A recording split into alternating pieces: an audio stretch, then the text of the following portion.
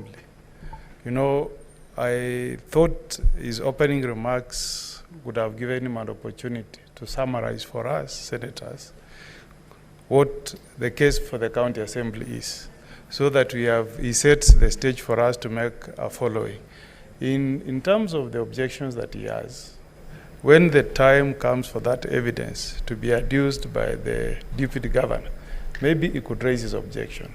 But he should utilize, with tremendous respect to him, the opening remarks to summarize for us, because we just want to know, to have a glimpse of the case that is facing the deputy governor. And you have guided him.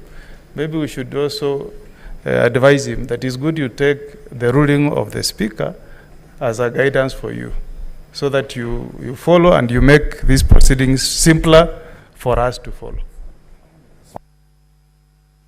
Yeah, Senator Sifuna.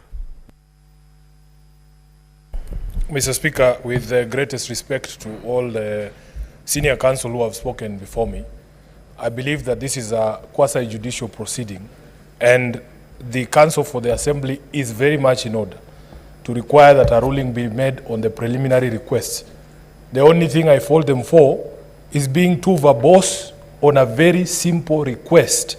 A request has been made pursuant to Rule 10 of these proceedings, that a witness be summoned by this House. We need to make a decision after hearing, of course, from the team for the Deputy Governor on whether there's going to be any prejudice if this gentleman called David Hagai Oyagi is summoned. That is a matter that has to be dispensed with before we hear opening remarks.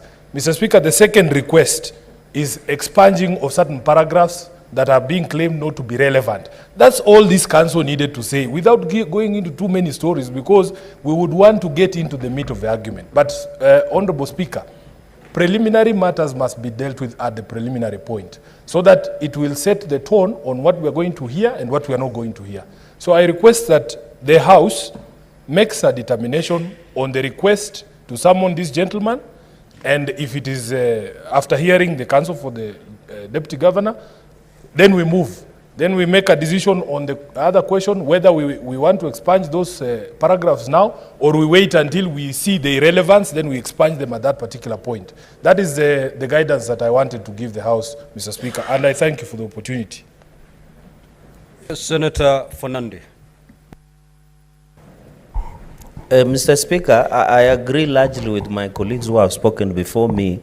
We needed to either we allow the councils for the county assembly to make opening remarks, but I thought, Mr. Speaker, as the tradition